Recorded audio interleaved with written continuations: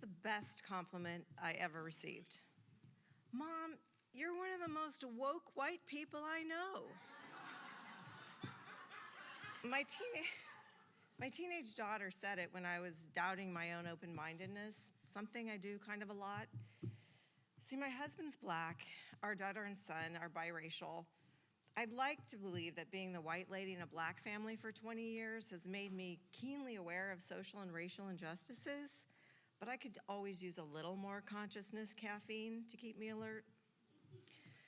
This is embarrassing to admit, but it took me years to understand my husband's reluctance to take certain types of family vacations. I love the idea of exploring new places, just driving back roads through unfamiliar territory and stopping the car to poke around cool little towns or hiking trails. I grew up doing that sort of thing. Why wouldn't that be fun for anyone? Yeah, it doesn't sound like a good time to him. My husband's super friendly and outgoing. People love him. That's because he's really good at putting them at ease.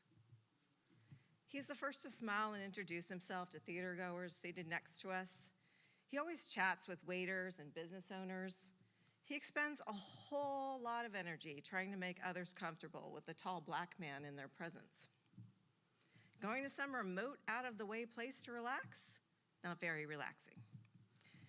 One of the best benefits of being in the majority demographic is I get to just be a person wherever I go. I'm not living in some probationary state of being where I have to prove that I'm a good guy repeatedly for my comfort and safety. I've never thought about it. So I learned to do some mental contortions to pretzel my brain into the right mindset when considering something as simple as a family vacation. Here's what I mean. Did you ever play that silly fortune cookie game where you add the words "in bed" to whatever the fortune says? You know, like, your hard work will soon pay off in bed. Well, I play a similar game now. When researching online destinations, I just add the words, "if you're white," to all the reviews. So it goes, top-rated vacation destinations in North America, if you're white. Best relaxing getaways on the West Coast, if you're white. 20 small towns to visit in the USA, if you're white. It helps me evaluate my ingrained assumptions, and it brings my family's limitations into sharper focus. The Green Book days, when non-white travelers relied on a guidebook to steer them clear of hostility and discrimination, they're not really behind us. That Oscar-winning movie was set in 1962, almost 60 years ago, but it's not history. According to recent data, 3/4 of white Americans don't have any non-white friends. 1 in 10 US citizens have never left the state they were born in. Well, that explains a lot. Interacting daily with people of all races and from many cultures is my normal, but not for most. When my family road trips beyond California's multicultural cities, you can forget the world's biggest ball of string or the two-headed calf.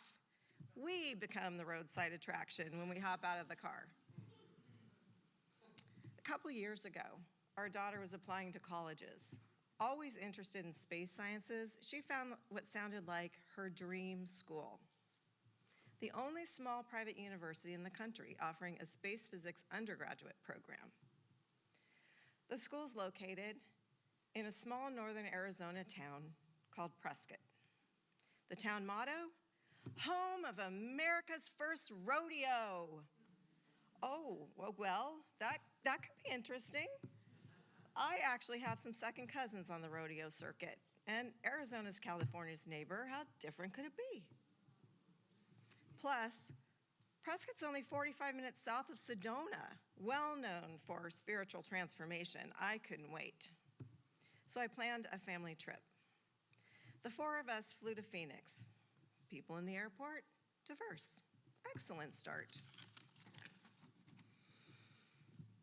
As we drove the rental car 2.5 hours to Prescott, though, there was a lot of open space dotted with those saguaro cactuses that look like they're flipping you off.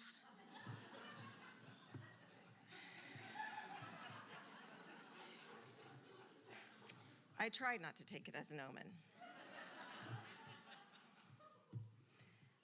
At dinner that night in the historical Art Deco hotel restaurant, this lady at the next table could not take her eyes off of us.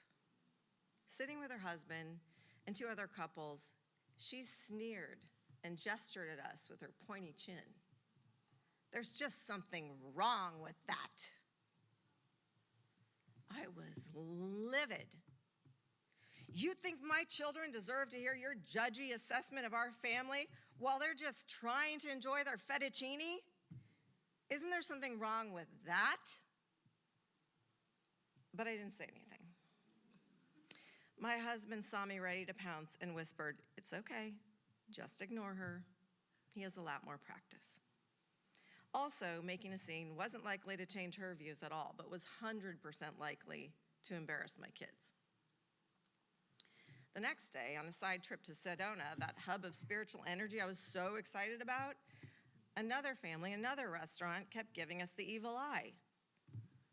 This place overlooked the most stunning valley. Late afternoon sun was illuminating these majestic red rock formations that reached up toward this blue sky. If it were a painting, you'd think the artist had overdone it. Somehow, though, one table over, the group completely missed the glorious panoramic view and focused instead on the hatred they carried within them. Now, you may think I was just imagining hostility, but when they got up to leave, one of the young men passing our table leaned in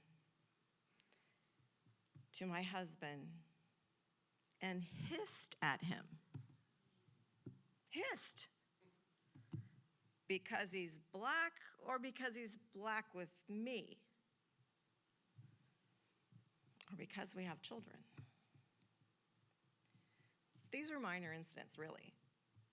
On a hate crime seismograph, they don't even register.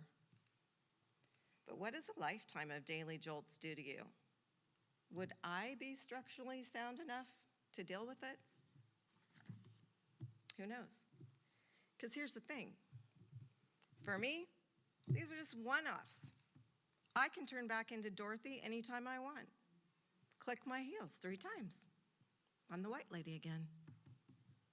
I can wander around department stores all day without being followed, drive slowly through a suburban neighborhood without raising any suspicion, or sit in my parked car searching for an address, all without alarming anyone. But those innocuous situations lead to questioning and police activity for my husband. Seriously. He was surrounded by 5 police vehicles, pulled out of his car at gunpoint, and questioned about why he was sitting in his Camry. He'd been eating a sandwich before getting on the freeway to go take care of his ill mother. And this happened in my hometown in Northern California to my friendly, completely law-abiding, non-threatening husband. For our children, location will always be a factor in their decision-making, even if it means bypassing great colleges or even careers. As the white lady with the front row seat to this prejudice, isn't it my responsibility to share what I witness, even if recounting some of our experiences makes my friends uncomfortable?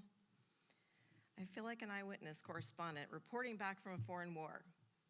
The situation is much worse than we originally thought. Until recently, I considered myself a credible witness. Listen to me. I'm white, and I'm telling you how pervasive racism is. If you don't believe them, believe me.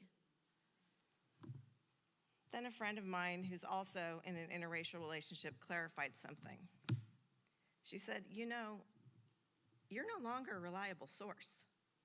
You married a black man. You have bad judgment." Wait, seriously? I lost my white person credibility? That's one of my favorite privileges. But I still keep trying to explain what I witnessed to people who aren't tuned into the same frequency. Because after all, it wasn't that long ago I was asking the same questions. Like, how do you know that lady's comment was about race? Or maybe that man was just clearing his throat, not actually hissing. Are you sure you're not being oversensitive?